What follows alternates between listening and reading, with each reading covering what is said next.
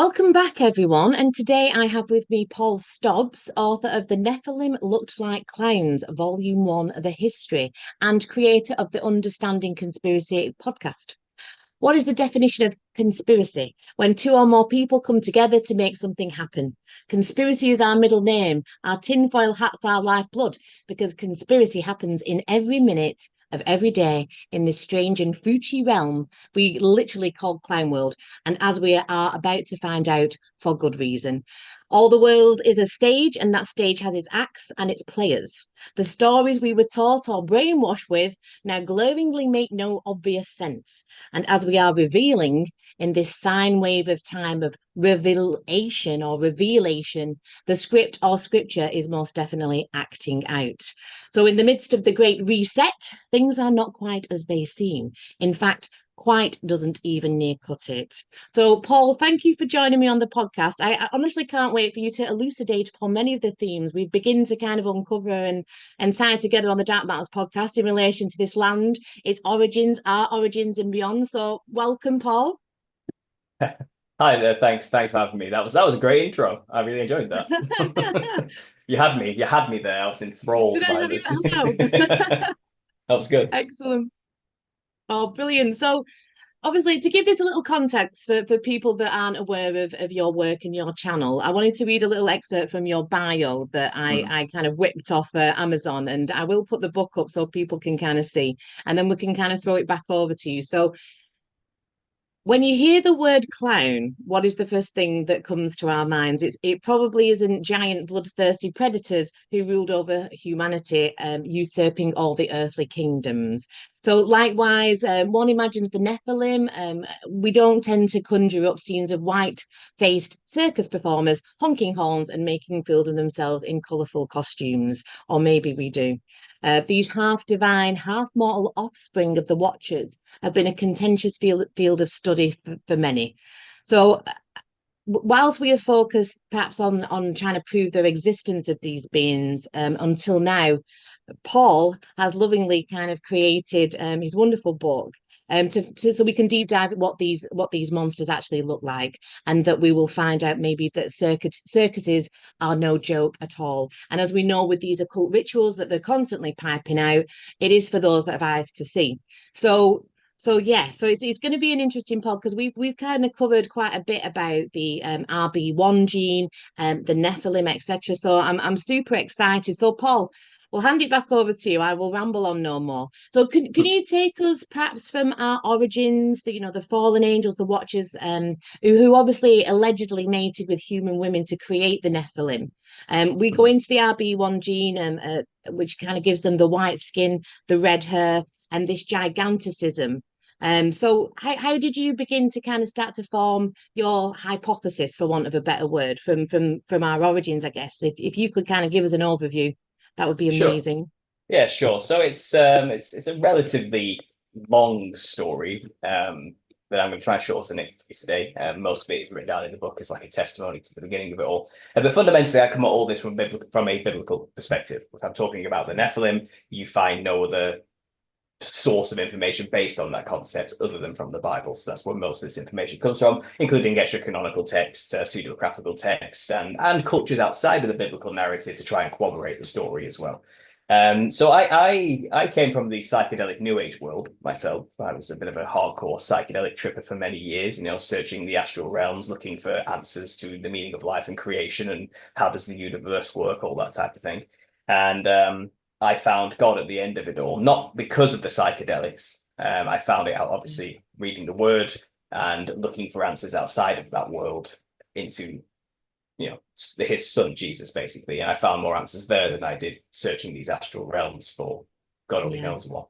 And that's just my personal journey. I'm not trying to, force that opinion on anybody, but that's where that came from. That's where this research had its roots. So I was well aware through my years in that world, the psychedelic world, that people see jesters when they take DMT, which is dimethyltryptamine, a very powerful, potent entheogen psychedelic, which people equated to the third eye, symbolically speaking, and this chemical that is used when the spirit transitions from sleep to death or from birth, and it's always there in those transitional moments of our life, the big moments, and I never saw them myself when I was doing these things, but I was very well aware that that was a thing. So that was my first clue. Something clownish is in these odd realms, and people see them all the time when they dabble in communicating with that realm. And that was always there in the back of my mind going into my conspiracy research out of 2012 into 2014. By 2014, I had found my answers to understand the conspiracy in the Christian perspective, and I really went deep into biblical history. Works by people like Gary Wayne, let's say Rob Skiber, but there was hundreds of people back in that golden era of conspiracy research, talking about the Nephilim and antediluvian history. And it fascinated me because as a new Christian, it answered a lot of questions, about why would God send a flood?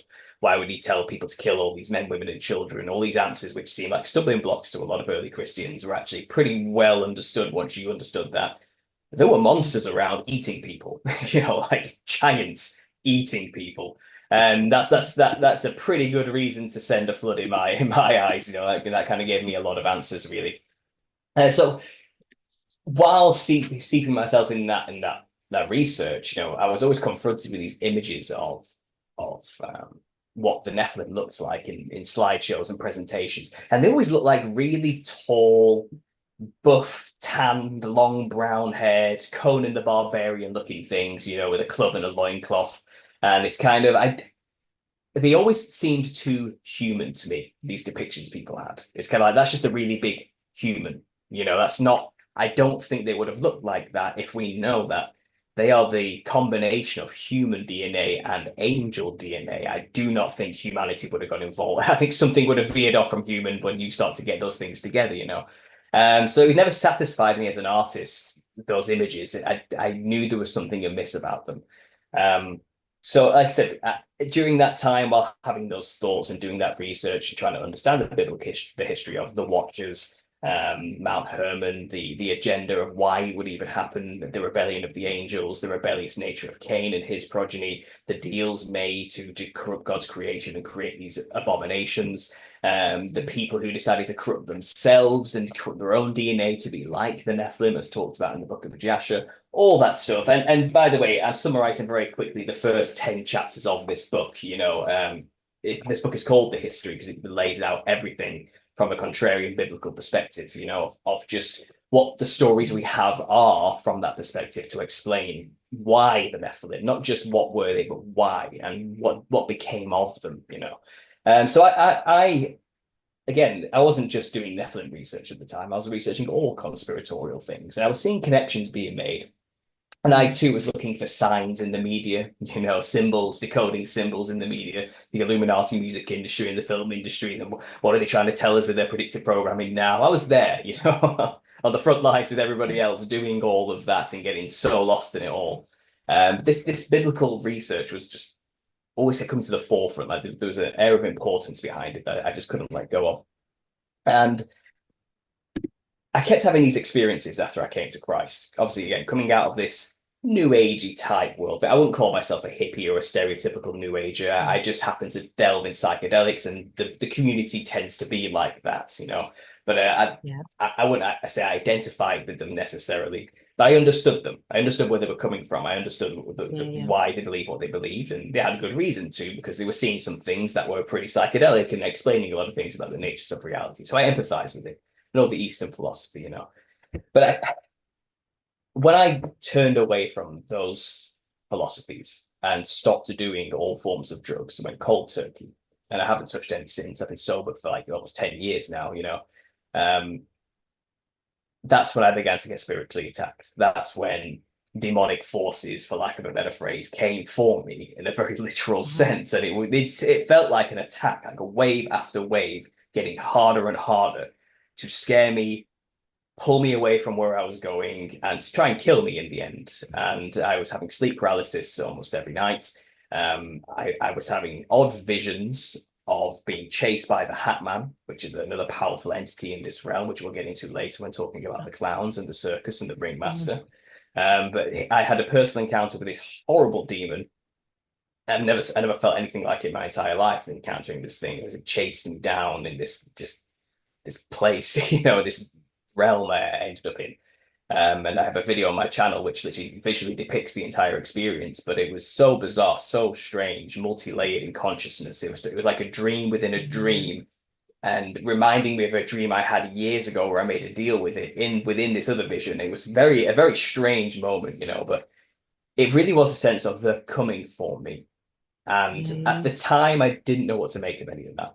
I was fresh. It was all fresh to me. And I was learning about spiritual warfare. I was learning about the nature of demons and how they behave and how they attack people and what that entails and what our defenses are in the name of Jesus and how we can use this in our defense and our authority over them. But I wasn't fully grasping that by that point. I was a baby Christian, new in my faith, and not really knowing how to handle this thing, and to actually have years of experience with psychedelics, never encountering any entities, only seeing the astral realms, to suddenly being attacked by entities every single night without the drugs. That was hard hitting. That got me, that got to me, and that only in a way strengthened my faith in the end, because it made me certain it's real, it's true, demons are real, and therefore by that logic the opposite's true too, which is God. And I was still trying to figure this out, and I had a moment after. I can't remember which order it was. I think I had the vision first of a Jester. So I did see a DMT Jester eventually, 2 years after the fact of doing these drugs, in what people will call a DMT flashback. It's where randomly you're just walking down the street and for no reason whatsoever, you're just in the DMT realm suddenly again, and for 10 seconds, then you're just back. I had one of those things, one of those experiences. So I wasn't doing anything in particular. I think I was quite literally sat at my desk at work, trying to sell people reviews for their pensions at a call center or something. I wasn't doing anything special, nothing that warranted this thing to happen all of a sudden, but it did. And I was encountering this enormous, giant, purple-lipped, glowing-eyed, big, wide-grinning, black and white line, fractal patterned Jester thing, just looking up at this monster, and I knew, okay, this is a DMT Jester I'm seeing, but after 10 seconds, I just snapped back and I didn't know what to do. What do I do with that? What am I supposed to do with seeing that? So again, I put it into the shelf of wonder in the back of my mind, as one of my subscribers describes this thing we shelf have. Of wonder, I like that. Yeah, and I have a subscriber to thank for that phrase, and I just think I put it on the shelf and I just leave it there to look at every now and then. I didn't know what to do with it, but for now, I'm just going to put a pin in it. I'll put it on the shelf, you know what I mean, and just leave it there for a minute. And I had this Hatman experience. I had all this knowledge of demons, or the disembodied spirits of Nephilim. People encountered Jesters when they were in the astral realms. The disembodied spirits of Nephilim are trapped in the astral realms because they can't go to heaven or hell. They can't leave the earth. They're of the earth and they're stuck on the earth. There's something here. Is it possible these DMT Jesters are the disembodied spirits of the Nephilim? I kind of had these connections wiring up and going on. And then 2016 came around, and the creepy clown sightings started to happen on the news, and people were scaring people in street corners dressed like clowns. And that in itself, fair enough, you could chalk it up to a silly prank up to Halloween to scare people. And it became a bit of a frenzy thing for a lot of people, But I was more interested in the fact that every single news station in the Western Hemisphere was picking up on the story and talking about it. It was happening everywhere in the Northern Hemisphere, from America to Europe, in every country. This was happening in every state, and every station was running their own story on creepy clown sightings, And that caught my attention immediately, because by that point, I knew enough about the occult and how these people work to know that nothing gets on that box in the corner of your room unless they want you seeing it. And that must mean the clown means something to these people. It's a symbol for something. It represents something, So I put all these connections together in my brain, and again, this is off the back of another experience where I practically almost died. I blacked out. I became paralyzed. Darkness began to seep in from the corner of my eyes. The room started to spin into like a chrysanthemum mandala-like swirl, and I was being ripped through it. My soul was being pulled from my body, shall we say. And I was dying. I felt like I must be having a stroke or something. That's why I didn't know what else to make of it, but I couldn't move. And I was losing everything, And again, completely unprovoked. I was doing nothing. I was sat on the sofa at my parents' house looking after the dog. I wasn't doing anything of value, but I just called on the name of Jesus and it stopped instantly. All I could do was mutter quietly, Jesus help me, from my lips that I could barely move, and it did Yeah. stop. And that was one of those defining moments for me in my faith. It's like, Yeah. this is real. And so is the Yeah. power in his name. And, you know, when you have that kind of experience, you can't really do anything about your faith, and you've kind of got it whether you like it or not, And again, I'm not Yeah. saying I can prove to anybody that it's true just because I say so, but that's what happened to me, and that's why I believe. Yeah.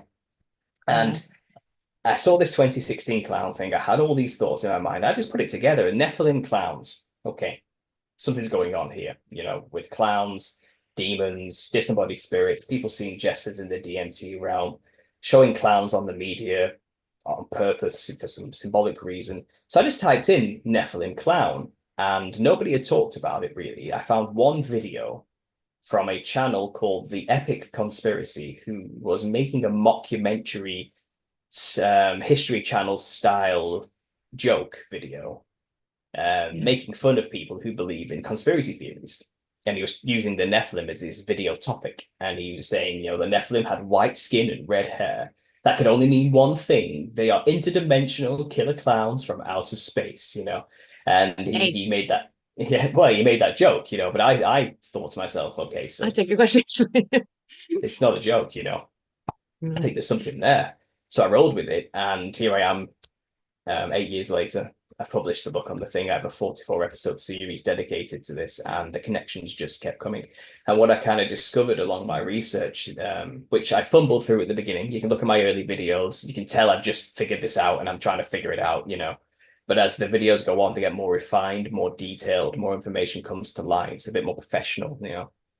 And what I discovered is that the costume of a clown in the West is a mirror or a model of Eastern, African, North and South American and Australian ancestor spirit worship costumes. Mm. It's just the Western version of it. And these costumes are used in these other cultures for the specific reason of channeling what they call their ancestors or spirits of demons. Some of them are more open about it than others. But make no mistake, when you wear that kind of costume with white skin, red haired, big red lipped, multicolored fractal pattern clothing aesthetics, you are channeling the spirits of the Nephilim. And they are used by these cultures for that one purpose and that one purpose only.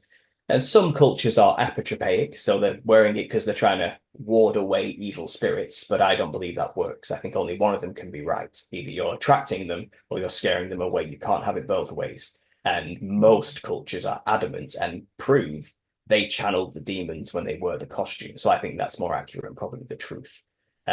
Those cultures who think they're scaring away spirits, I would say, sadly, they're probably incredibly deceived and being naive, to be honest. These are ancient creatures. These are thousands of years old. They've been on the earth watching us for a long time. They're not scared of somebody dressing up like them. And it's pretty silly to think so. So anyway, Yeah. that's what I discovered. The costume of a clown, not only is it this Western version of these other cultures' ancestor spirit worship gods, but it was also designed and created specifically by a Freemason called Charles Dibdin in the 1800s for an actor to wear on one of the popular theatre stages at Sadler's Wells Theatre, Joseph Grimaldi. And his father, Charles Dibdin Sr., was a prominent Freemason member of the Leicester Lodge number 2326, I believe. And he was an avid traveller to India. His brother was a member of the East India Colonization Company during that time. He was even going to move to India. And it's very clear that that first costume is identical to the outfits worn by the Rakshasa demons on the temples of Thailand. So you can quite clearly see where they got their inspiration for the first clown costume from in the 1800s. Prior to that, the clown did not look like what we consider a clown today in these early performances. The character of clown, based on the Italian Pedrolino, used to wear a plain white Elizabethan servant rag. But then Yeah. suddenly in the 1800s, he's dressing like a psychedelic demonic monster from India. And it's unheard of. I mean, the tradition of the commedia dell'arte have been the same for 1,000 years, quite literally 1,000 years. It started after the Yeah. collapse of Rome in 500 and went on to the modern day today, and only in the 1800s did it suddenly get a costume change. But make no mistake, that costume of a clown was swapped out by Freemasons on a popular stage by a very famous popular actor and he was dressed in the costume of a Indian version of the Nephilim, which are known as the Rakshasas, giant, bloodthirsty, cannibalistic monsters who brutalized mankind and took over and subjugated them. And you'll find that there's representations of that Rakshasa-style demon everywhere, all over the earth. And not only does my work focus on the origin of the clown costume, the history of Harley Quinn, modeled after the European flavor of giants, which were the wild men, otherwise known as Sasquatch in North America, or Bigfoot, but in Europe we had the hairy wild men. And Harley Quinn, who's the psychedelic precursor to clown, before clown was created to be what he is in the 1800s, he too was modeled after, quite literally, the giants of Europe, the wild men. So whichever way you slice it, historically, and I've got all the receipts in the book and all the references for this, but historically, clowns, from Harley Quinn the proto-clown to his replacement in the clown in British theatre in the 1800s, has always been a representation of giants. First the European flavour, then the Indian flavour. And it only got more popular from there. And you'll also find that as the history goes on into the modern age, as circuses developed through the 19th century into the 20th century, it was a completely Freemason affair from start to finish. They completely overtook the American circuses during the expansionist pesky Masons. Oh yeah, they are everywhere, and quite literally. They get everywhere.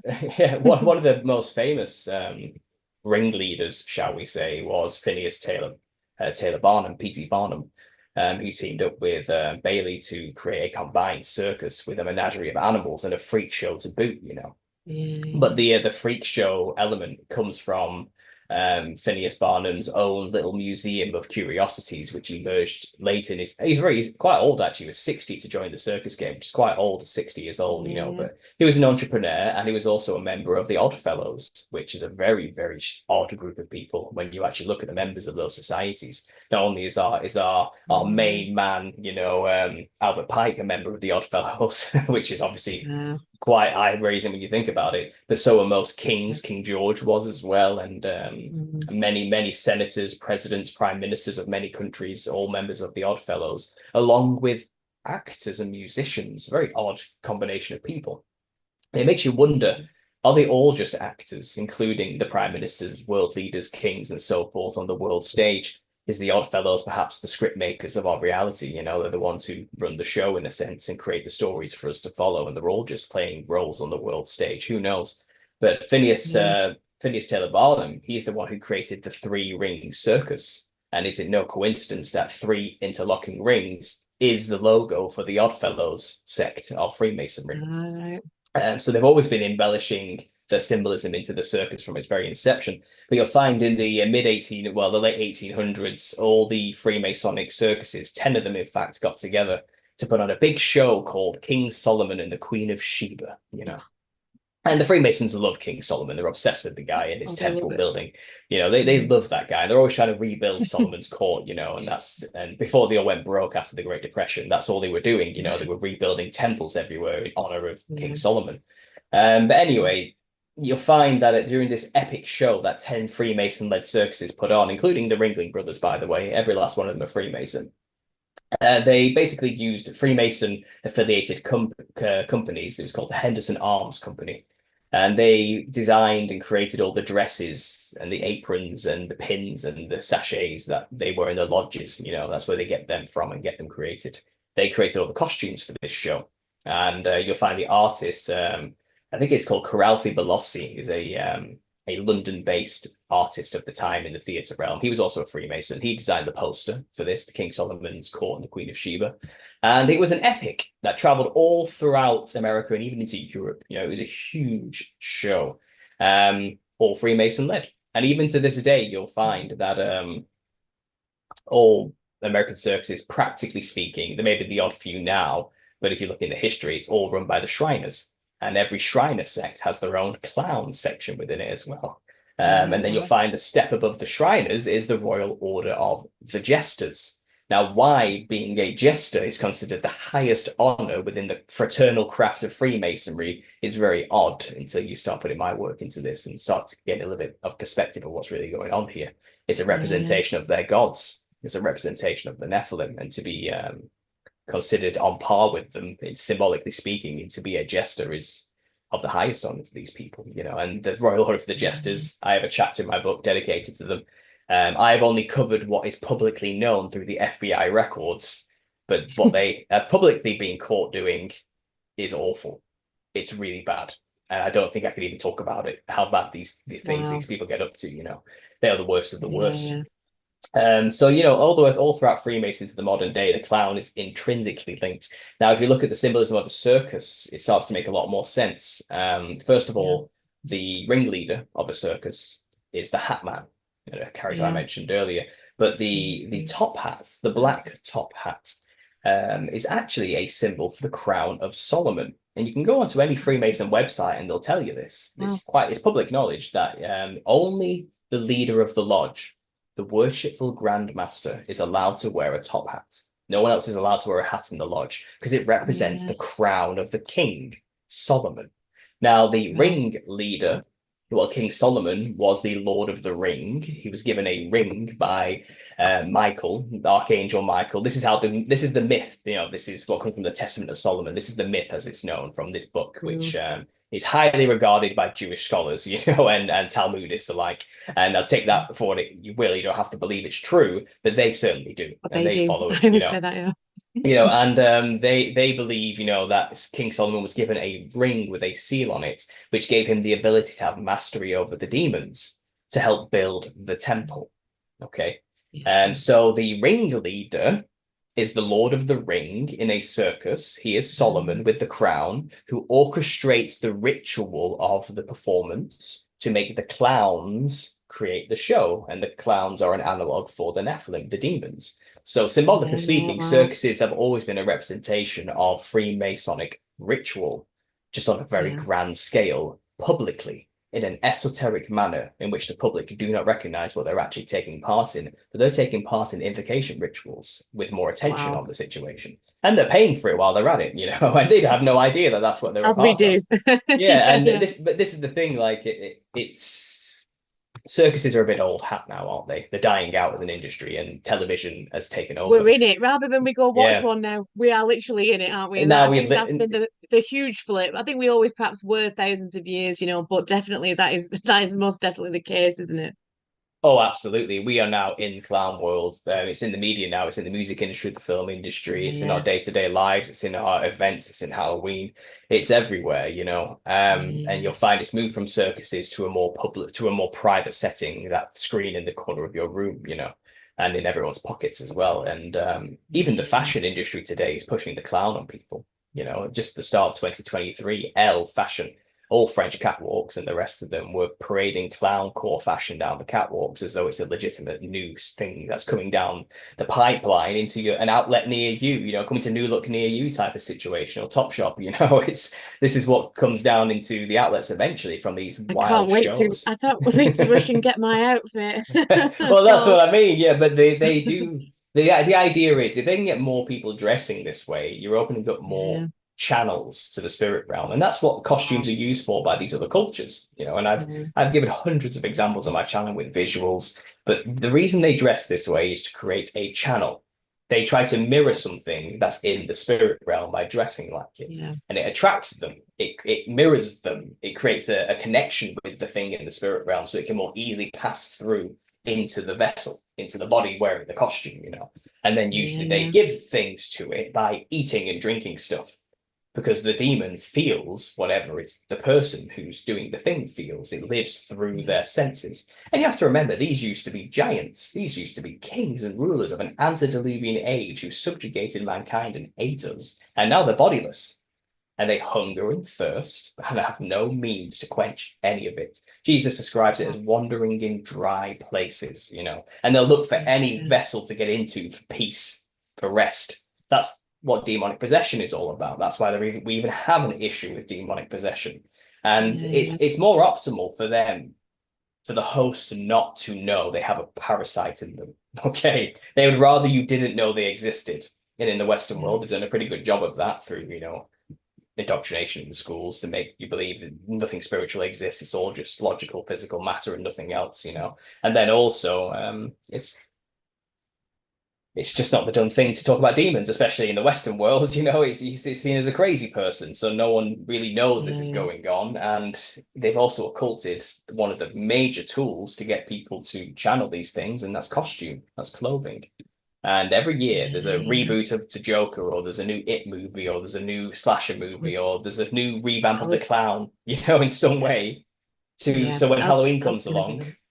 well, yeah, when Halloween comes along, people dress like the latest version of the clown, whatever that is. Yeah, And Samhain, the Celtic holiday, is when the spirit realm and the physical realm are at its closest point. And you yeah, have to yeah, the kind of banking on that. They're using that to their advantage and creating more yeah, channels. And this is why the biggest secret in the music industry isn't to have any talent. It's to dress like a psychedelic clown monster with white skin and red hair. The more closer you are to that, the more you will be yeah. elevated and you will become a godlike status in the music industry and whatever industry.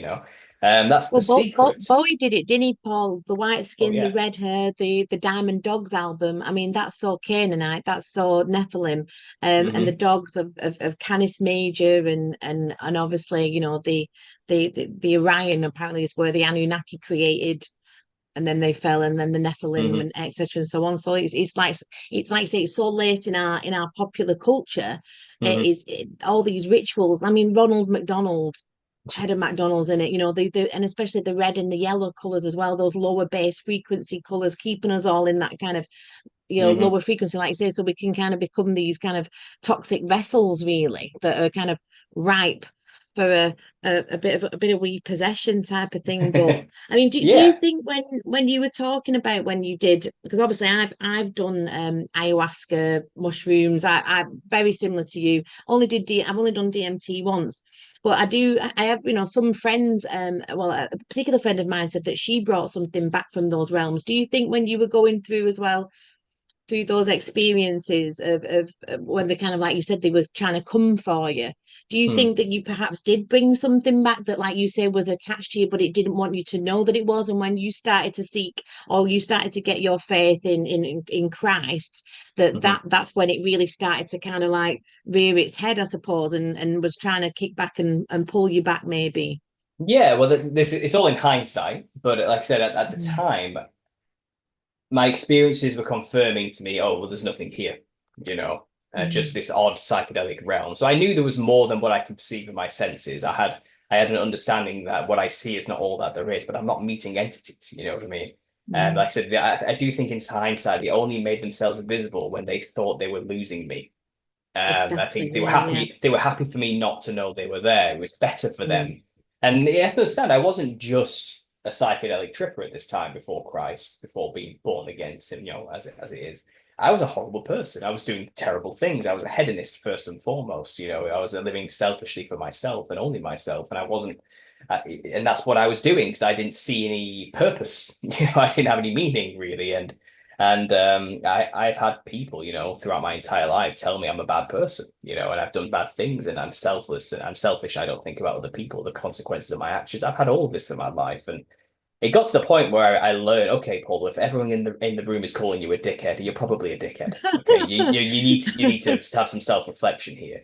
Um, and I'm not saying wasn't all my fault. Certainly, but I do think, looking back, maybe I did have quite a few demons in me, in a sense, that were making me and pushing me to do these things because they enjoyed me smoking the weed every day. They enjoyed me drinking profusely. They enjoyed me taking these drugs and having precarious sex, and all these type of things. They wanted me to do all those things and pushed me to believe in those philosophies because it only furthered their agenda of getting more out of my body. Getting more pleasure Yeah, from me, and they would have happily, and they were running me into the ground. They were burning the candle at yeah, both ends, and once they were done with me, and I was dead, they would have just moved on to the next vessel and done the same thing. And they weren't my yeah, friends. And I think when I found Christ and started to repent and sincerely have a change of heart and got to understand God's law and you know, let go and quit these things, I think they were pissed off. I think they were furious, and it's like, well, if we can't have yeah, you, nobody can. I think that's what was going on in hindsight now, thinking about it. And that's why they tried to kill me. First, scare me. And then if that didn't work and make me run back to my vices, then just kill me instead. Like I said, I managed to call on Christ. They fled. The experience ended. I was saved in that moment. I believe Jesus saved my life in that moment. And that consecrated Yeah. my faith in my heart, as it all being real. And they haven't really touched me since or gone near me since. And I'm not saying I haven't had demonic oppression. People who were influenced by demons around me have certainly attacked me, and come after me and tried to make my life hell. But my personal demons, I think, are gone now because I do feel like I have the Holy Spirit there instead. And I'm not saying I'm perfect. I'm not.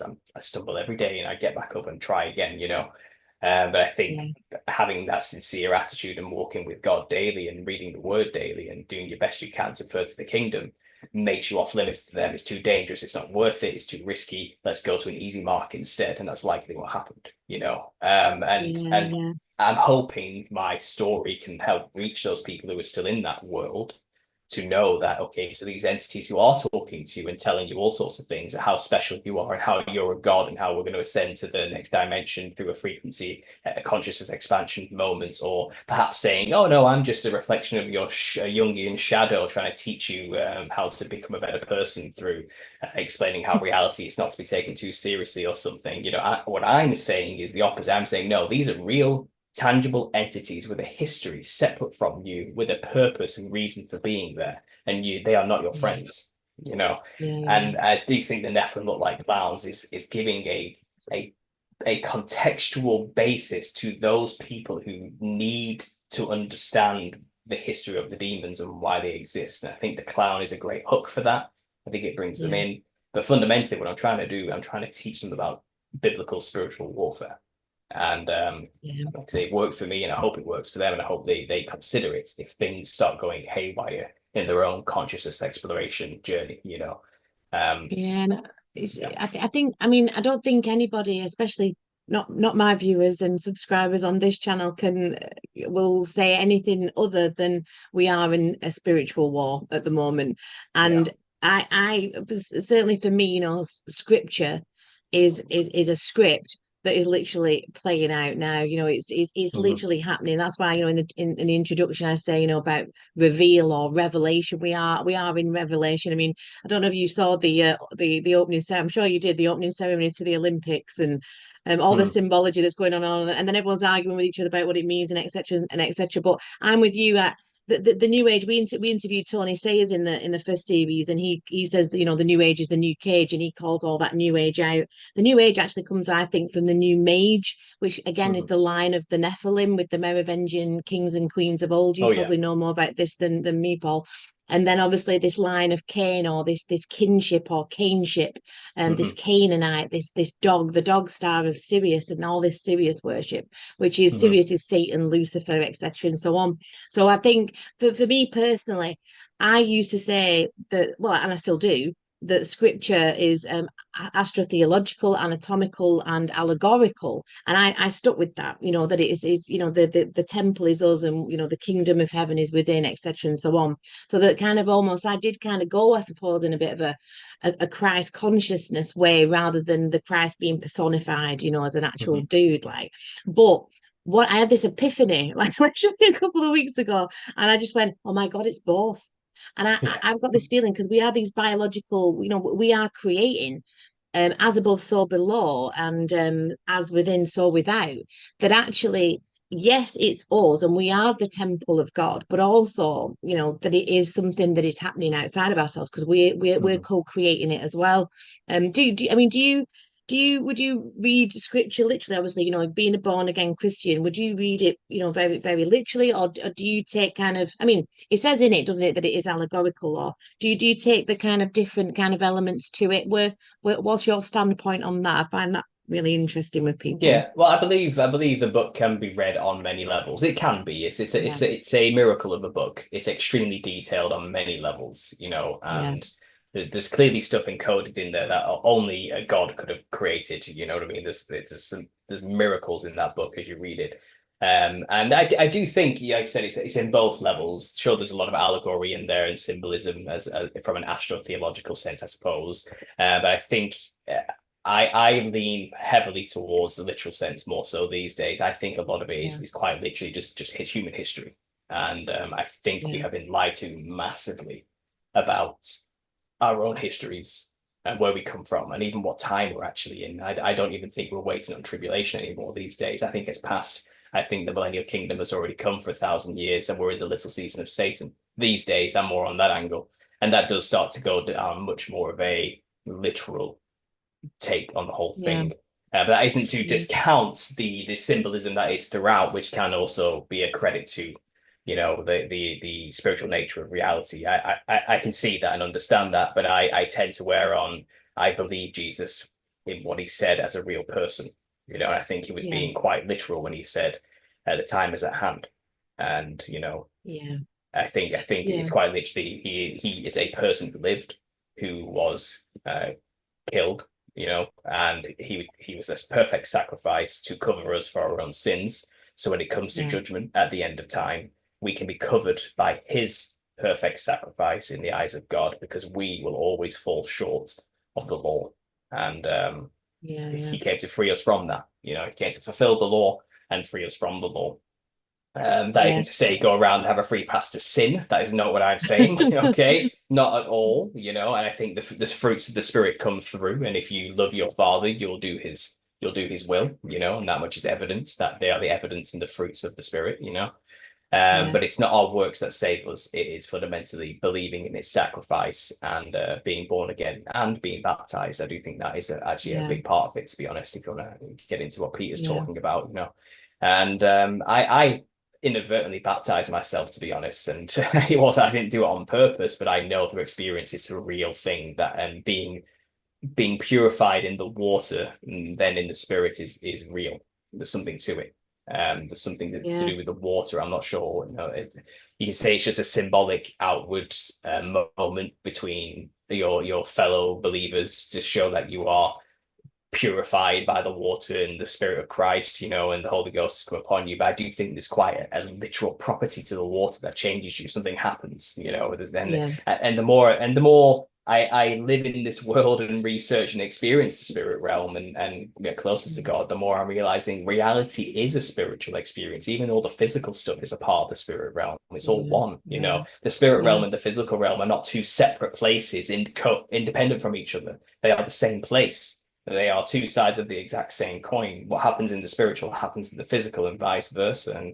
And I believe reality is incredibly psychedelic and complicated and multi-layered. But I Yeah. also believe Christ, was the Son of God manifest in the flesh, who did a literal thing on the earth. And what he Yeah. did is the reason we have a conspiracy today. It all points back to him, and that's it Yeah. Yeah. fundamentally. They're my beliefs. And I think you're right, definitely, with the water, because we've learned, haven't we, that water holds consciousness. The work of Mm. Dr. Iamoto, Vader Austin now, Yes. with the images in the water and then you freeze it. I mean, words water intent, and allegedly we're high percent water, etc. So we know that, again, that intent of, say, like a baptism, etc., it's not perhaps something that I would do, but I totally get it. And it's like we can all have our nuances, and it is about this kind of unity instead of all, we know they're creating division, and again, us all to argue with each other over, whether it's round or flat. We'll get into that a little bit, because I think it's an eyeball. Again, I think there's this biological quantum nature to it that we can't begin to possibly fathom with our limited cerebrums, because we're not meant to. Because Mm. if we knew what God knew, we would be perceived as gods here. I think we are. I think it's both. I believe in something outside, but I believe it's in us as well. Like you were saying, Jesus, in an allegorical sense, he overturned the tables of commerce in his father's temple. He went in and he threw them out, didn't he? The money lenders, Mhm. etc. And that's how for me, because obviously I do the law and a lot of stuff with the legal fiction. We have to overturn commerce in our father's temple. We have to remove ourselves from Rome, which is, Lucifer, King Lu, Ludan, all their systems. We have to learn to walk on the water, as Jesus did, like on the maritime sea, for me. And also, Jesus raised Lazarus from the dead, so that's, for me, raising the dead fiction as well. So again, as I think it's a code. I think it's a code for the adept. But like I say, recently in my epiphany, because I don't get how you don't see it, because again, going back to scripture, because it's the best book ever, particularly at the moment, right? For those that have eyes to Mm. see and those that have ears to hear. And when you decode, like, no doubt you do, Paul, on your channel, as we do as conspiracy theorists, Once you decode the symbols, the language, the whole thing starts to kind of fit into place. And then we've been lied to about our origins, haven't we? We've been lied to about our nature, and that's why the work that you do with the Nephilim. We've been taught that these are just crazy stories from a crazy book, right? But actually now we're starting to see that there's far more to it. So what do you think, Paul? Obviously, we're coming into this great reset now, right? And I a lot of my viewers will know that I think they're resetting time. I think, you say that the Nephilim survived the floods. Mm-hmm. Or some of them did, and you're saying they became these disembodied spirits, etc. after the floods, is it? Would you say Well, that? there's a bit of Yeah, a what do you so ask your question first, sorry, and I'll go. Sorry. Sorry, no, yeah, I was just going to say, what do you think the Great Reset is, like physically and spiritually to you? Because like I say, I think the reset in time. I think they know when these cataclysms are coming because they've transported their consciousness through time to a degree. Whether that's because they're these demonic disembodied entities or there's something else going on. Certainly, this line of Cain or this elven line, and perhaps get into that in a bit. I think they know what's coming, and they go underground, pop back up, and start the theatre again. That's just my thoughts, though. So I was thinking, what do you think the Great Reset is? What do you think it means to them and these bloodlines? Well, if you want to define a reset, we have had resets in the past, biblically speaking. I know there's this talk of a coming great reset, even in the mainstream sense, of a new world order coming, basically the dissolution of the old and coming of the new. And I think there is this growing fear, isn't there, in the conspiracy community that these people have so much power that they quite literally can just hit a button at any moment and reset civilization. I would err on the side that maybe they don't have as much power as they would like us to believe they do.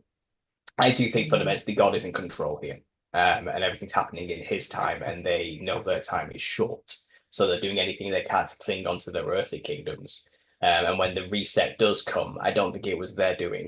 I think they would love to claim Yeah. it as their own, but I think it's the balancing of power of humanity in God's favor again, primarily. I mean, you look at it. You mean, first of all, the flood, as you mentioned, there was probably one of the first major resets, and perhaps not the first, because people have argued. Even Gary Yeah. Wayne talks about this, that Genesis 1:1 is not the beginning. It's just the beginning of the new creation of Earth, and perhaps the civilization before that, the ancient gods, perhaps people say the angels were the ones living during that time. I think Gary even equates the Hindu god mythos are of that time before humanity, before humans, when the gods roamed the earth and nothing else. But even then, let's just ignore that. And let's pretend that didn't happen. Let's just say the first reset we can think of is the Bible and the flood, of Noah. And if you look at that, you realize, well, Cain had rebelled and killed his brother and was kicked away from his family, and he was given a mark and a curse to be a vagabond forever and forever a wanderer, and never having a place to settle necessarily, and he would forever be a wanderer in the earth, a curse. And Cain was pretty pissed off, and the first thing he did was build a city and call it Enoch. Now, a city needs people. And he said he took a wife and had his son Enoch, and then built a city. It's like, well, where did he get a wife from? Who built the city exactly? Because cities are pretty big. Who inhabited the city? Because cities need a big population. And you realize there must have been people around. And these are the people of day 6, as Gary Wayne would discuss them as well. But either way, something happened in that timeline that before the flood, where there seems to be 2 lineages. You have the bad side of Cain and his progeny, and the good side of Seth and his progeny. And they trace these lineages meticulously down to Noah, because Noah was the last one, uncorrupted, from the line of Seth before the flood came. But if you look into what Cain's lineage was doing, he was making deals with fallen angels who were also in rebellion with God, who caused Adam and Eve to get kicked out of the garden to begin with, And it seems like they made a deal to create these monsters, these Nephilim giants, these fiery flying serpents, and mix themselves with the daughters of Cain and created big, wide-grinned, buck-toothed, bug-eyed, pale white-skinned, fractal-patterned psychedelic clown giant monsters, and they're depicted everywhere throughout history and in other cultures, and people still dress like them today. But they very quickly took over everything because they are giants who can stand against a giant, Yeah. And you think about it, that went on for so long, 4 generations from Jared, I think it was, and God said that's enough and sent a reset. and he gave the balance of power back to the people, to humans. So there's your first reset, and God sent it to give human beings a chance again. The infrastructure that was built that oppressed mankind was destroyed. And that does come with the mystery Babylon wisdoms of the seven sacred sciences passed down from Adam to Cain, which were abused to subjugate people and control people rather than help create a harmonious earth, and a harmonious civilization. Cain used the knowledge of God to corrupt civilization, to create buildings, infrastructure of power and imposition and weapons of war, these type of things. The knowledge can be used for good or evil, and Cain used it for evil. But once the infrastructure was built and it was beyond saving, God set apart Noah and sent a flood and started again. There's your first reset. And then there's plenty of, along the way, days of the Lord, and you think of Sodom and Gomorrah, judgment came upon these places. Those are resets for those locales, and the days of the Lord come and go as judgment for those who go too far, to the point of no redemption, of eating children type of too far, that sort of stuff. You know what I mean? It's kind of what you're supposed to do with a civilization like that. You reset it. And you can keep going throughout time. The tribulation is a reset, and there's a lot of talk now, like I said, that the tribulation has already come and passed. It happened years ago, and we're in the aftermath of that now, living in the ruins of a civilization built after tribulation, which was the 1,000-year reign of Christ. And if you want to get into that theory and idea, it's fascinating. It's an explanation for the Tartarian stuff. This worldwide empire that had beautiful buildings in touch with the ether, that were energy harvesting machines, literally sound made solid everywhere on every continent, sharing a similar architectural style in places where they had no business having that architectural style. And when in such complex, advanced ways, it makes you wonder how these primitive people supposedly built them. Well, people say that's this hidden Tartarian empire. Or was it perhaps a 1,000-year reign where the devil was locked away, no longer influencing people, and Christ reigned for 1,000 years, and humans lived a lot longer and built beautiful things, But tribulation is a reset event. It's fire, it's fervent heat, melting things. A third of the earth gets burnt up. It's pestilence, it's wars, it's famine, it's destruction. It's death. It's earthquakes, it's volcanoes going off, it's the sun going dark, it's utter destruction. And those days were cut short for the elect's sake. So humanity could start again and rebuild something better. Because by that point, by the time tribulation came, everything was corrupt. It was awful. Roman mystery Babylon was in full swing. It was all the corruptions of the antediluvian world come back again, But this time the Nephilim may not have been in physical form because the flood took care of that, but in demonic spiritual form, people were still communicating with them and making deals, and they're angelic parents. There's a hierarchy to this.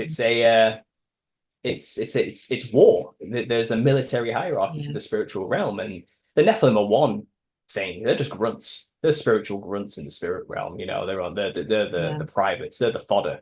They're on the front lines. They have their generals and lieutenants, which are the angels and the watchers above them, and they have the commander in chief, which is Lucifer or Satan or whichever adversary or whatever character you want to equate that to being, Hillel. And then in many names, and in the physical realm, you have the physical foot soldiers working for the same hierarchical agenda, and those are the secret societies, and they're all in communication with each other all the way to the top, and they're all working in tandem to gain back their control and reestablish their kingdom prior to tribulation and prior throughout history, which is these mystery wisdom Babylonian cultures, any god but Jesus, a pantheon over the one, at any time. You make yourself is a god over you believing in a god outside of yourself. The sun is a god. Earth is a god. As long as you're not believing in the creator, instead the creation, they're happy. It doesn't matter. But that's what all of these religions are centered and aimed towards, and I think a reset did happen with tribulation, and again I think they would like to believe that they had anything to do with that, but that was really judgment on them, and they hid in the ground. They hid underground, quite literally, to the mountains to avoid that judgment, and I think when the 1,000-year ended, I think the secret societies who lived through the 1,000-year reign of Christ resurfaced. And once it says in Revelations 20, when 1,000 years is over, Satan's released for a little season and deceives all the nations. I believe we could be living in that time, And if you look around, if the devil was in control, you think it would look something like this. I think that's what's been going on. And it's not that it's his world, it's that he's been released for final judgment, and he's going to have a good go at destroying everything that came before. And I think if there's going to be a final reset, I think it's the only biblical explanation would be final judgment, Gog Magog war at the end of time, and then that's the end of this heaven and earth, and a new heaven and earth gets created, and it's the And it end. begins again. Well, it's Yeah. the end. It's the end of the reel, and then there's a new heaven and earth. Yes, and wouldn't they just love to take credit for that? And I don't think it has anything to do with them. I don't think they have that kind of power or control. I think they are in the No. business of magic and illusion. Hijacking. It's their Mm. game to make us believe that they have that power. They Yeah. have that kind of control. Now, I'm not saying they're not a formidable enemy. These people are evil. They'll do evil things to you. Yeah. Yeah. And they may take everything from you. They may even take your life, but they can never take your salvation away from you if you believe in Jesus. And that's Yeah. the Yeah. thing. That's the truth, and they hate that they don't have that option, they don't have that allotted to Yeah. them. I think in many ways, some of them may not even be human, because only Yeah. humans don't do this to other humans. When you Yeah. think about it.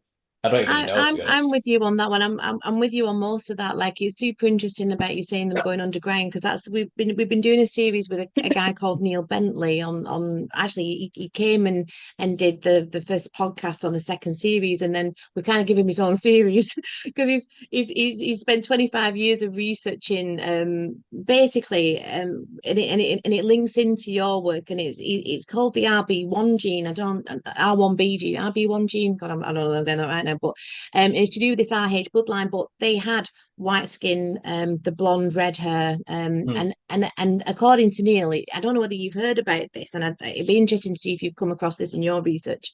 That the Bible came from Ireland, and I don't know whether you've heard about this. So that this R1B gene or RB1 is going to kill me if I've got that wrong. But the we basically this blue-eyed, blonde-haired giganticism, and then basically all the biblical stories came from Ireland.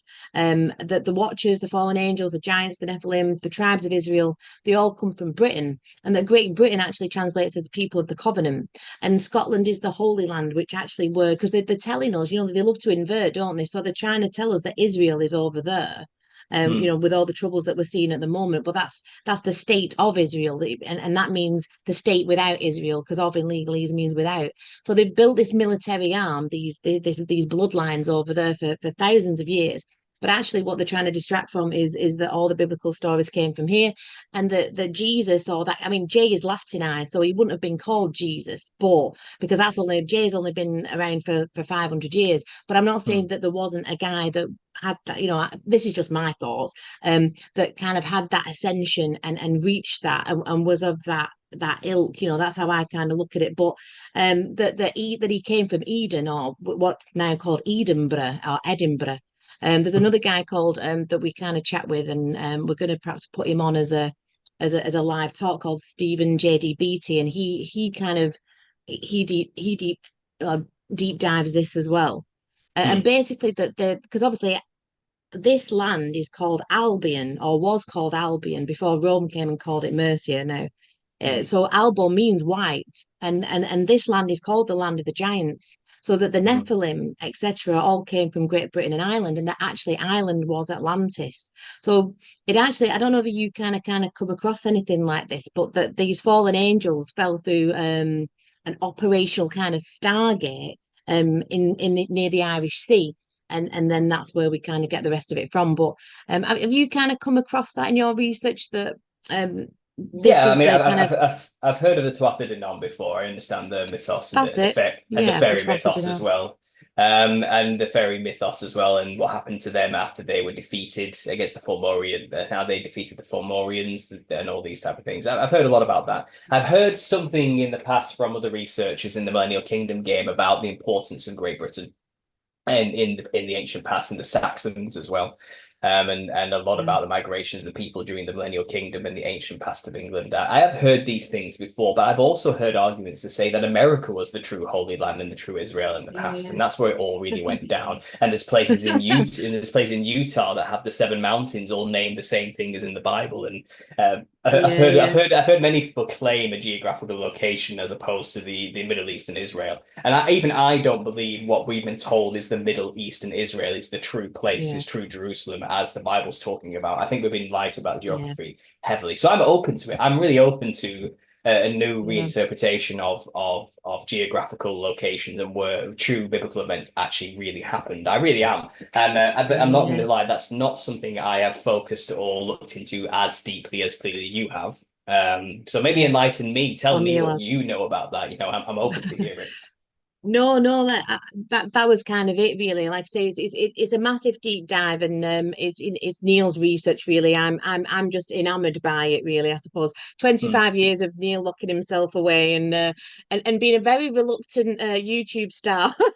I have to say, I mean, I had to drag him a bit screaming and kicking. But Yeah. yeah, absolutely. The Tuatha De Danann, the tribe of Dan, which is where we get Lou Dan from, Lundan, King Lou, which goes back to Ireland again. The stories of, again, the Nephilim and the giants is super interesting. But like I say, I think a lot of the things Rome came over, basically invaded and called this place Mercia, which is why then you get Mercia, America. That's why we have York. York apparently was Babylon.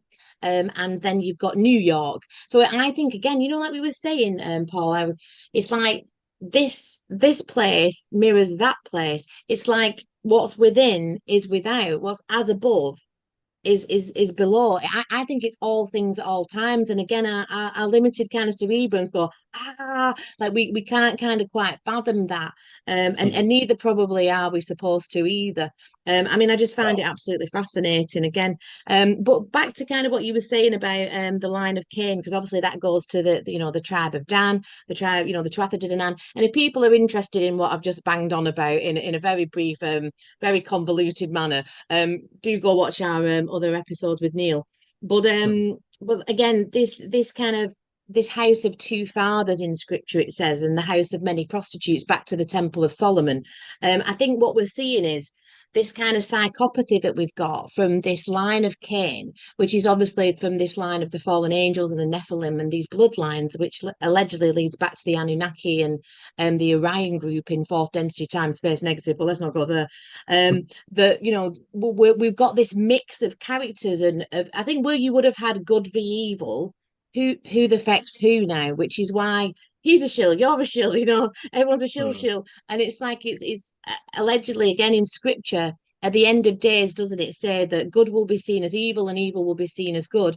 And it's very difficult, I think, to and discern who the players are on this theatre, isn't it?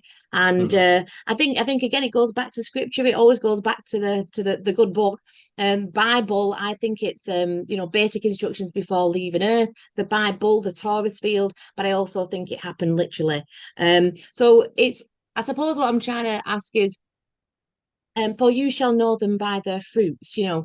I suppose we've kind of covered what perhaps you think that the end game is really. Do you think that there will be a kind of collective ascension, or do you think it really is about? Because this is why I have this guy, in the background, Billy the Kid. Because it's going down in a blaze of glory. I think, like you say, Paul, we have to say no to it, no matter what that costs. And Hmm. I think that's kind of, some people call it a game, whatever you think this place is.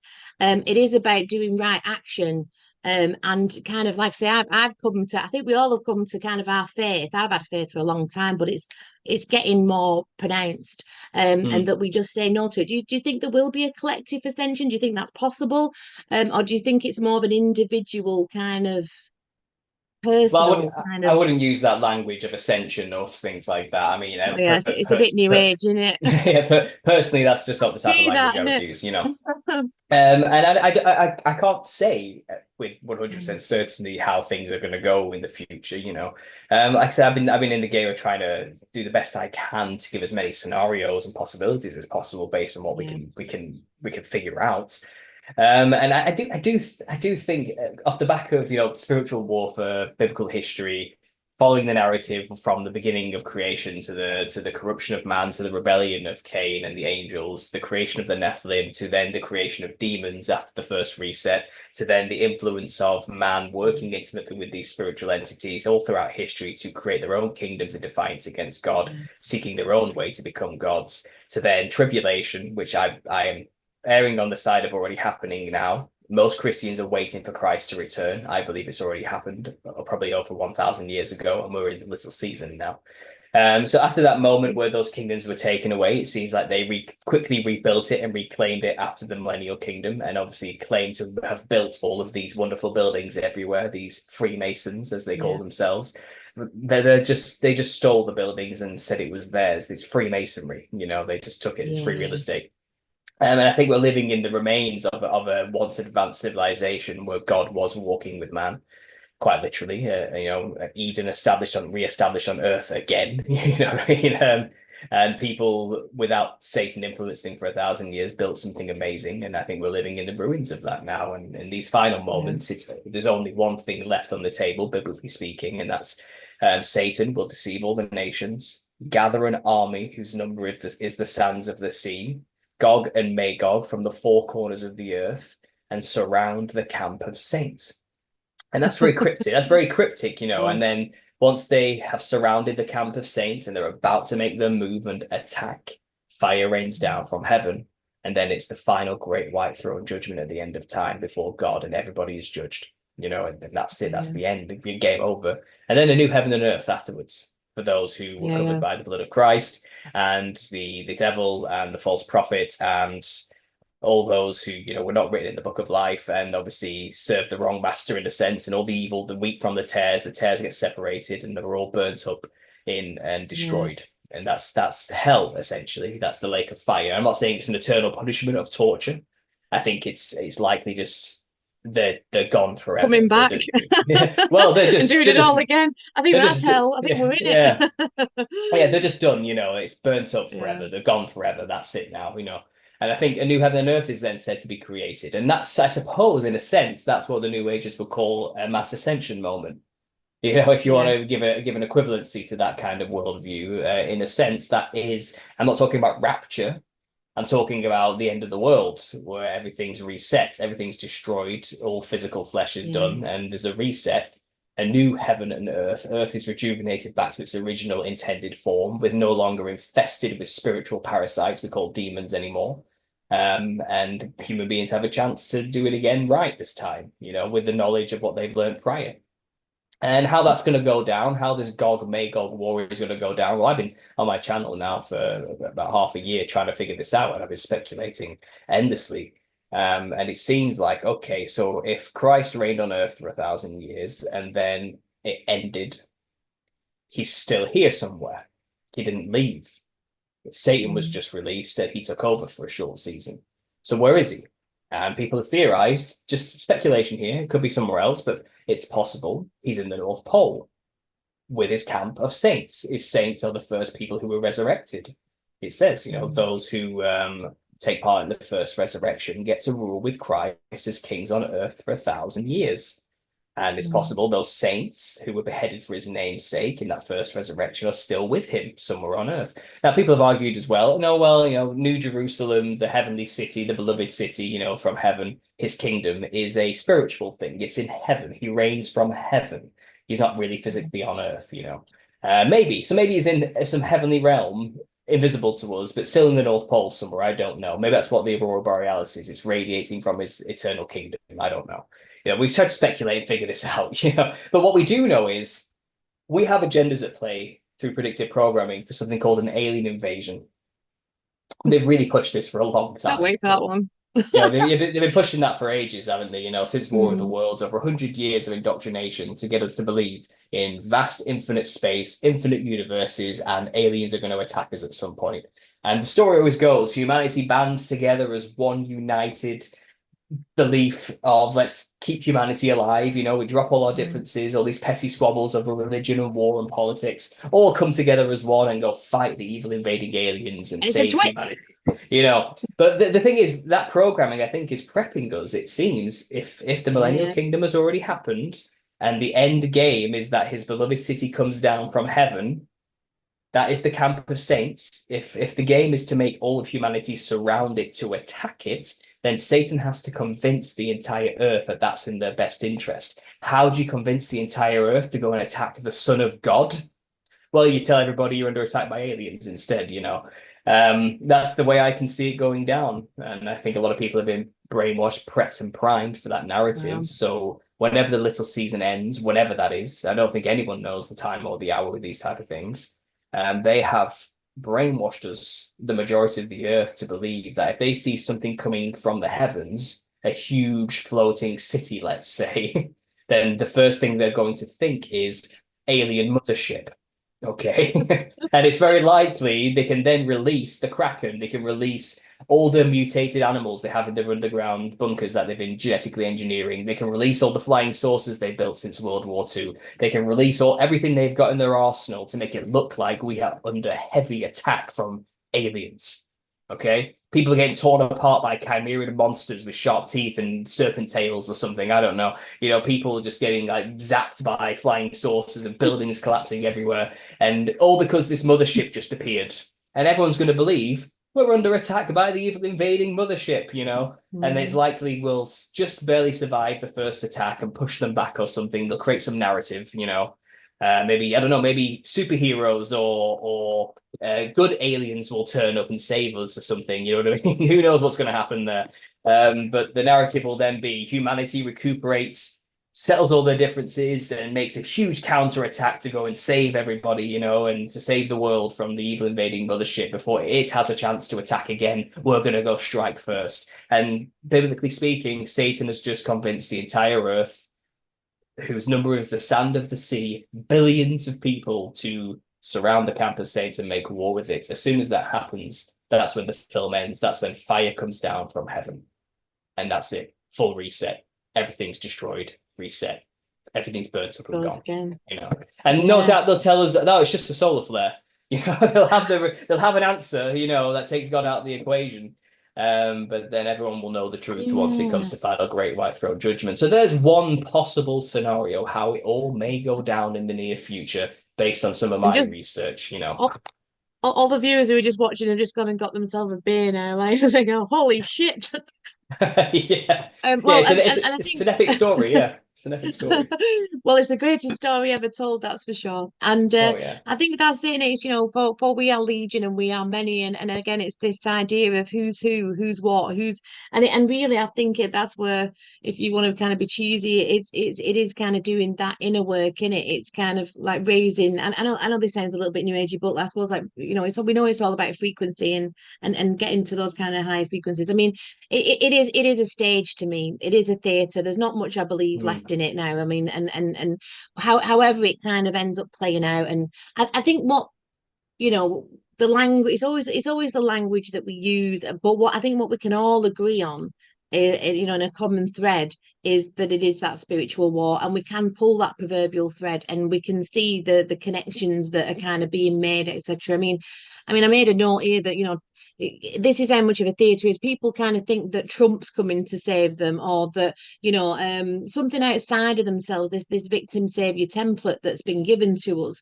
I mean, Trump's related to the Clinton, to the cousins of the Clintons, 12 times removed from ancient Irish, royal bloodlines, the Elven bloodlines, the Tuatha De Danann. Trump's related to the Bidens, cousins, 13 times removed on Scottish royal bloodlines.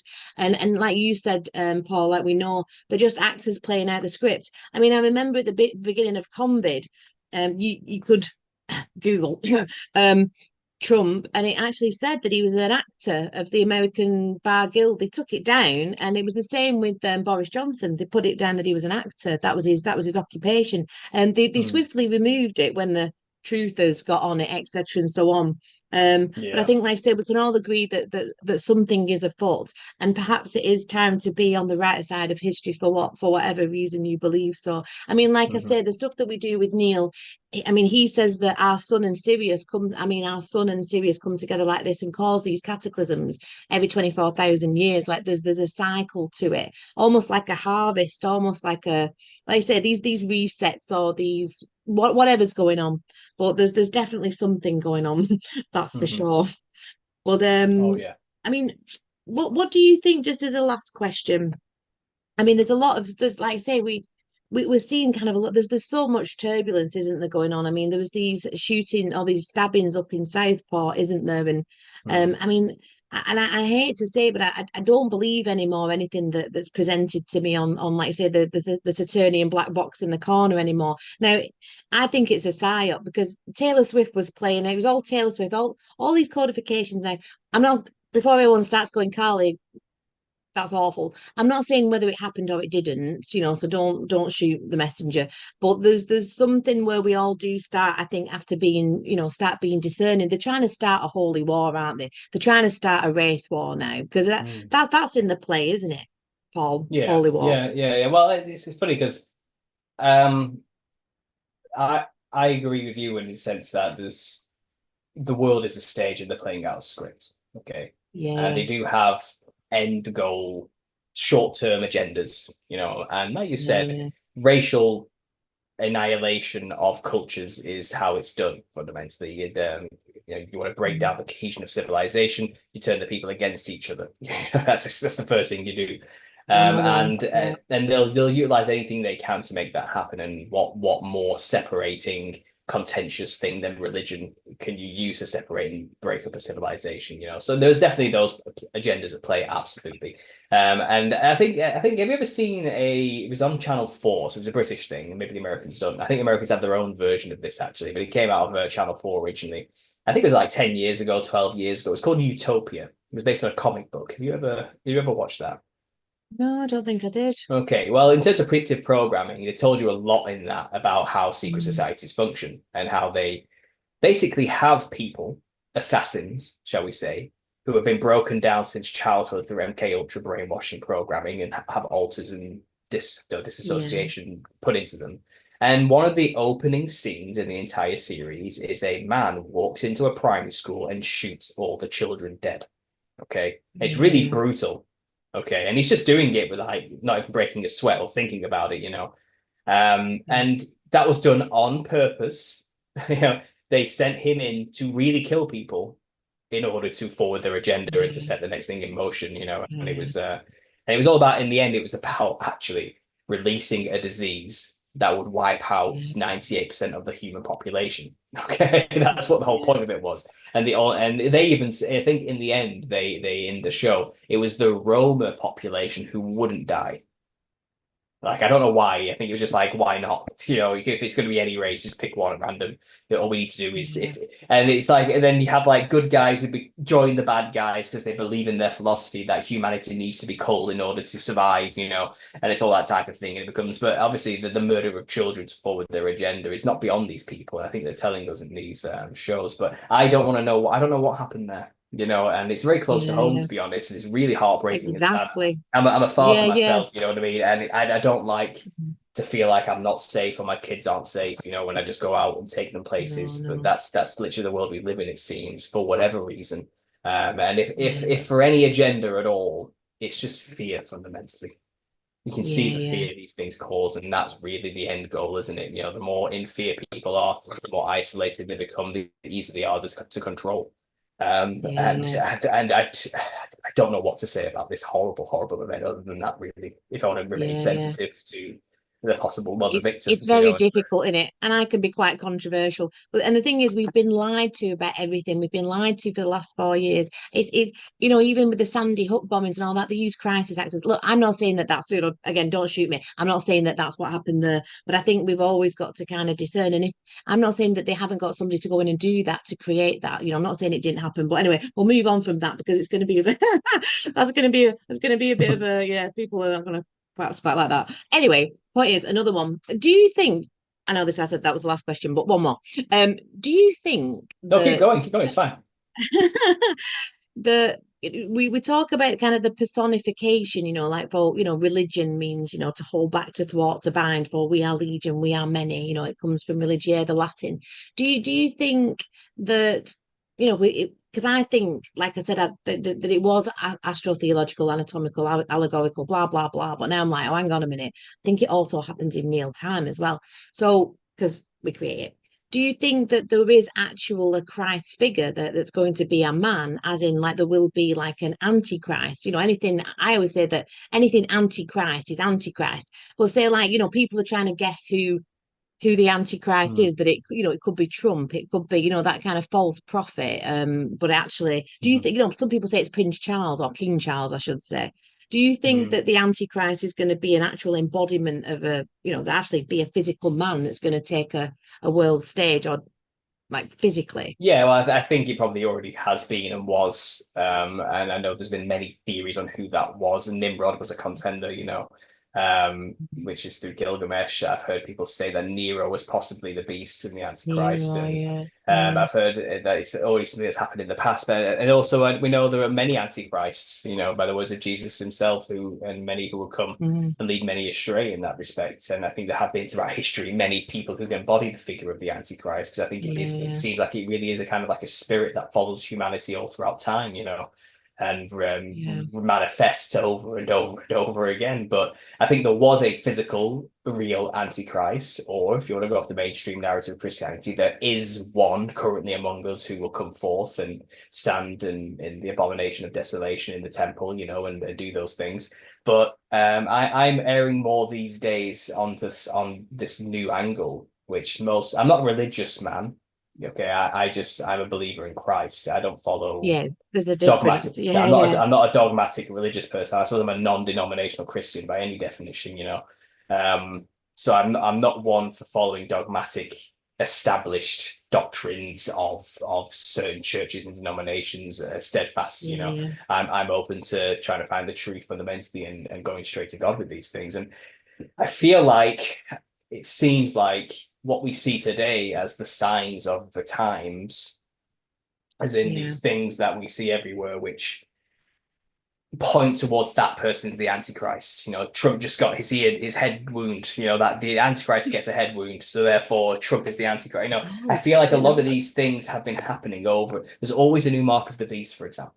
There's always a new Yeah, mark of the yeah. beast, whatever that could be, whether it was barcodes, chip and pin machines, phones, the Chips in your head. digital currency, RFID. yeah, RFID chips in the brain, neural link, or whatever it is, it's transhumanism is the mark of the beast or something, but there's always a new one. Every 3 years or 5 years or so, there's a new contender for that thing. Um, True.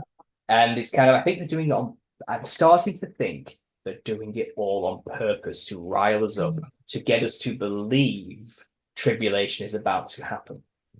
But Mm. if what I'm saying is true, and if what our research is Already showing happened. has validity, it already happened thousands of years ago. But they want us to Yeah, believe it's just about to happen. So I think the script writers are orchestrating a tribulation-like event on Earth. They're performing it on the world stage for us, so we believe Christ is about to return.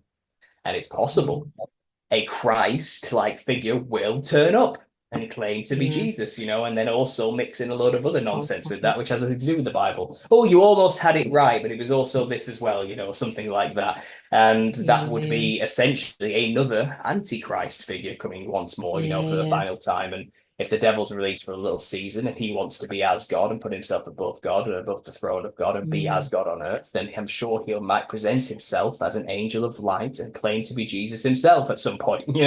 But Yeah. I think what we're seeing on the world stage now are overcomplicated, overconvoluted, orchestrated events that have been injected with symbols and signs for us to find. So we Yeah, yeah. constantly keep ourselves trapped in the wrong time in history. Because Yeah, it's yeah. the thing when Jesus said, there's some standing here will not taste death until I return. I don't think he meant us 2,000 years later.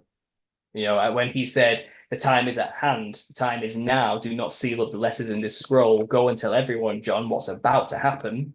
And when John said, I'm your brother in tribulation, I think John lived through it happening. I think Jesus was pretty serious when he said it's happening right now, not 2,000 Yeah. years in the future for our generation. When he said this, when they persecute you, flee through all the cities of Israel, you will not have passed through them all before I return.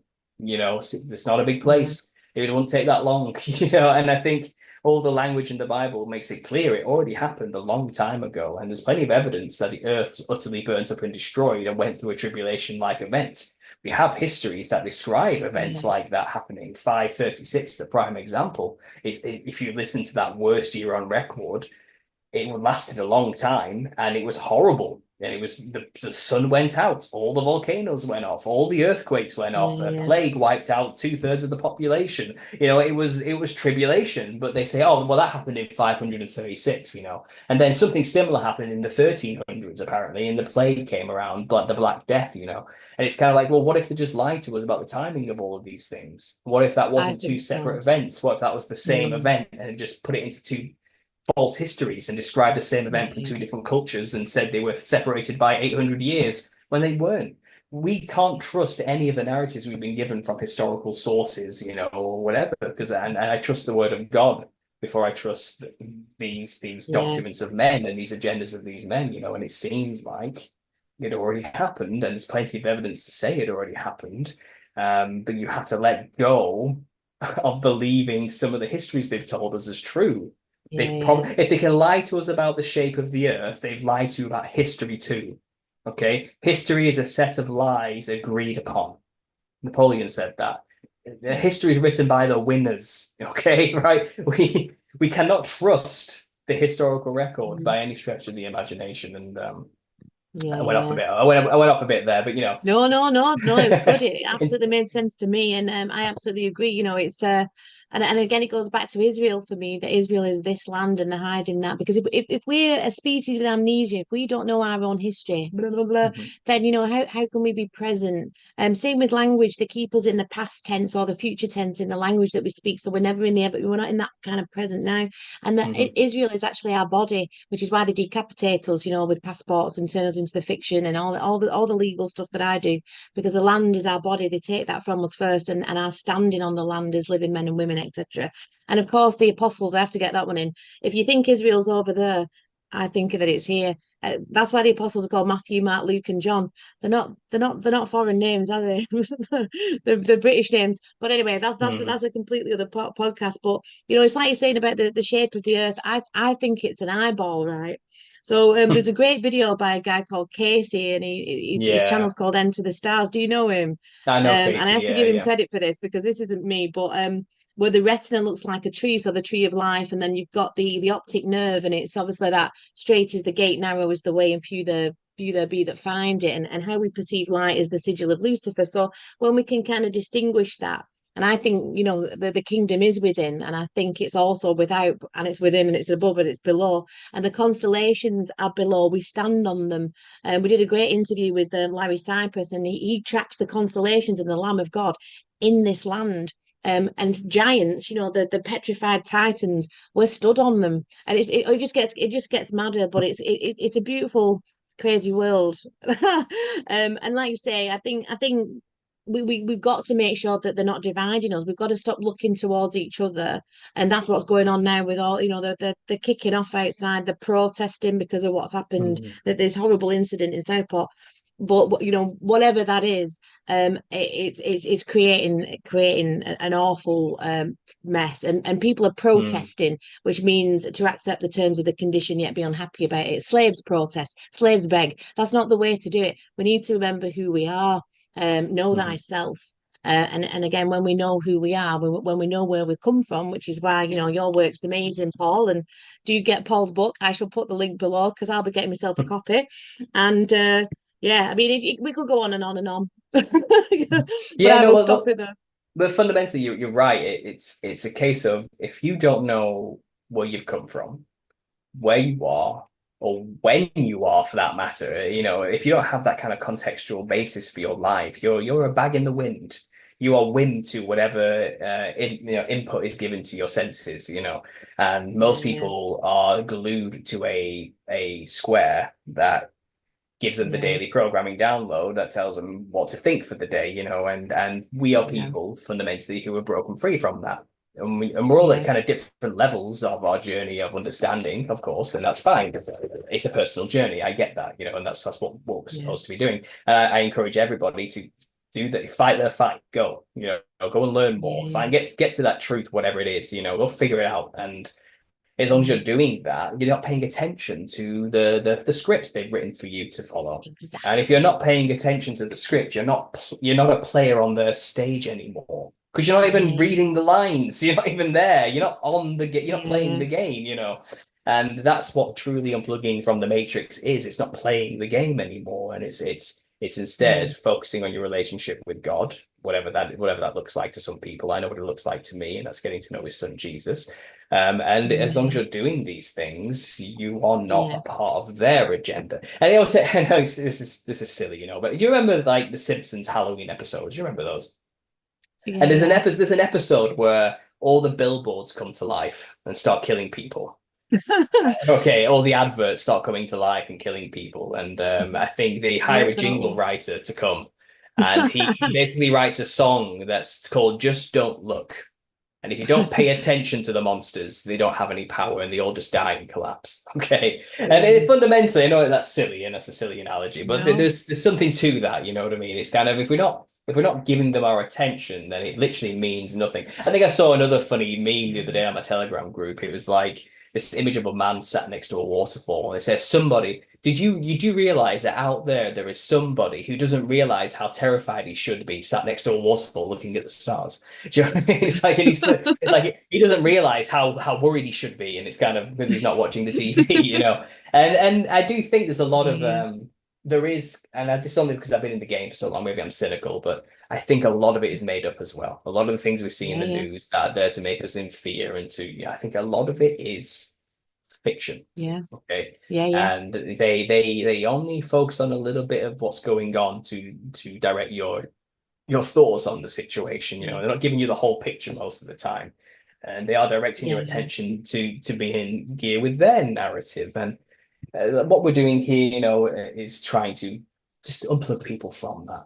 And then I can watch TV these days and it doesn't have that power over you anymore because you can see through it because you understand what they're doing, and that's the magic trick, isn't it? Once you know how the trick is performed, you can't fall for it anymore. It doesn't work. And I hope more people come to realize this, and that's what we're doing. That's what I do in Understanding Conspiracy. I talk about all the topics and everything, and I'm a big picture type of guy. I like to think about the what ifs and possibilities of all of these agendas.